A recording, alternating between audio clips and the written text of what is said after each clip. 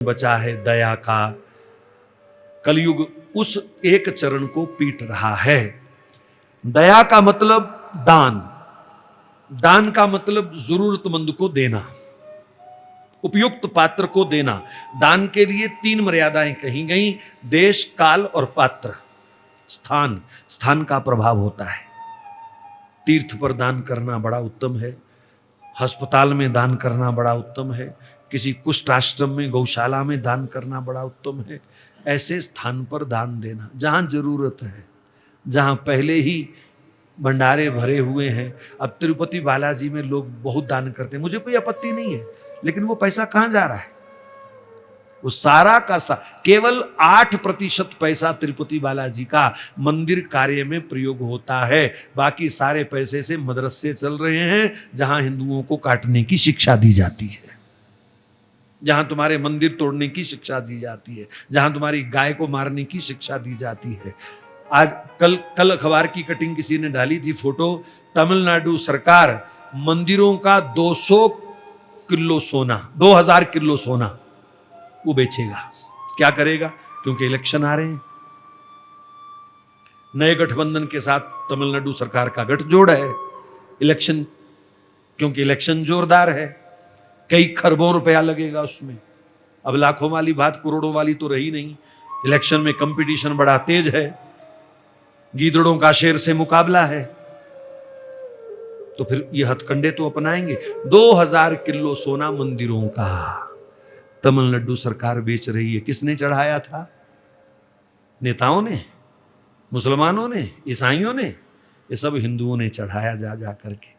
इसलिए ऐसे स्थान पर रुपया चढ़ाने की जरूरत नहीं है जहां तुम्हारे धन का दुरुपयोग होता है। जहां जरूरत है वहां दो। बस एक ही बात मैं तो कहूंगा, जांच के, परख के, चाहे कितना भी बड़ा तीर्थ क्यों ना हो, अगर वहां आवश्यकता नहीं है तो हमें सोच समझ के ही दान करना चाहिए। ठाकुर जी को रुपया नहीं चाहिए, रुपया व्यवस्था को चाहिए, और व्यवस्था का सदुपयोग होता है कि नहीं, ये आपको देखना है।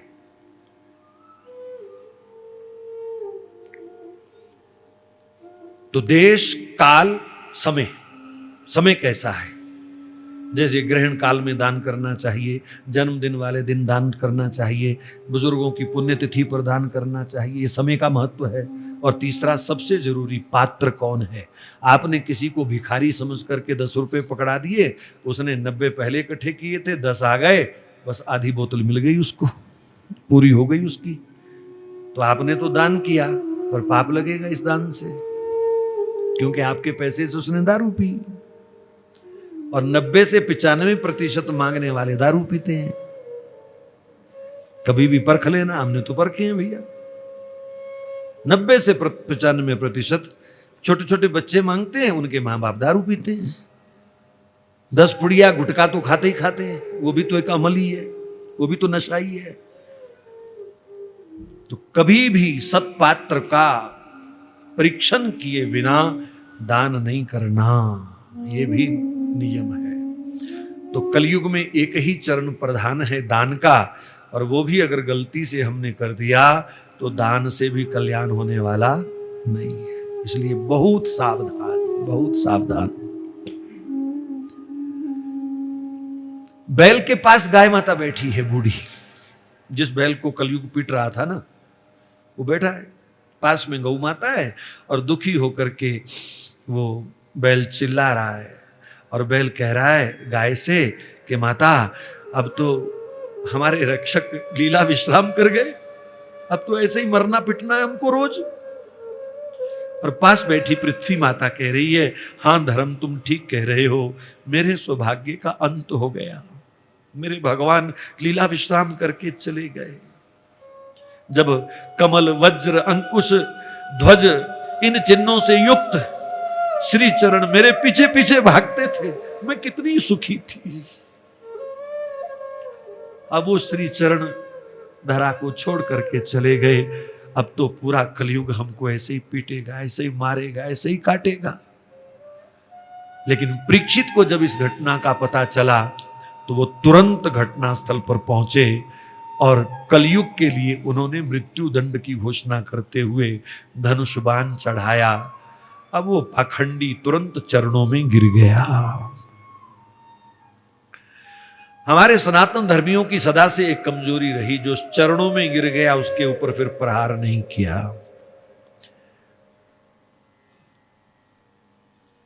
मोहम्मद गौरी ने 17 बार मार खाई पृथ्वीराज से, 17 बार उसने कुरान की कसम खाई, मैं दोबारा नहीं आऊंगा, माफ कर दो। और सनातन धर्मी उस बादशाह महाराजा ने 17 बार उसके झूठ को माफ किया।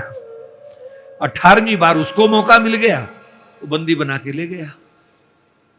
अलग बात है कि हमारे राजा लोग शक्ति के उपासक थे, उनके पास अनुपम शक्तियां थी, केवल वो बाहुबली नहीं थे, वो धर्म से बली थे।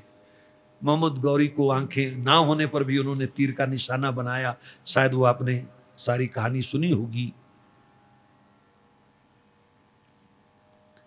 लेकिन उसी के बाद उन विधर्मियों के पैर हमारे देश में फैलना शुरू हुए पूरी तरह से, जब वो स्तंभ टूटा।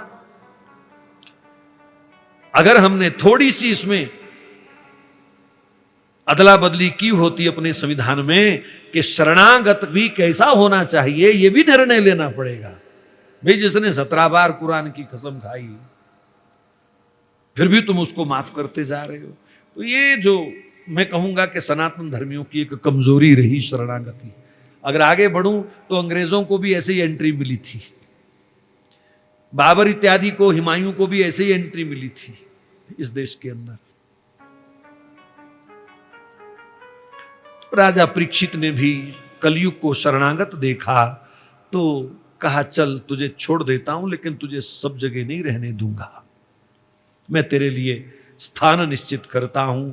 और आप जानते ही होंगे 4 स्थान जो निश्चित किए, जानते तो सब होंगे, मानते सब हैं कि नहीं ये मुझे नहीं पता, अपने अपने दिल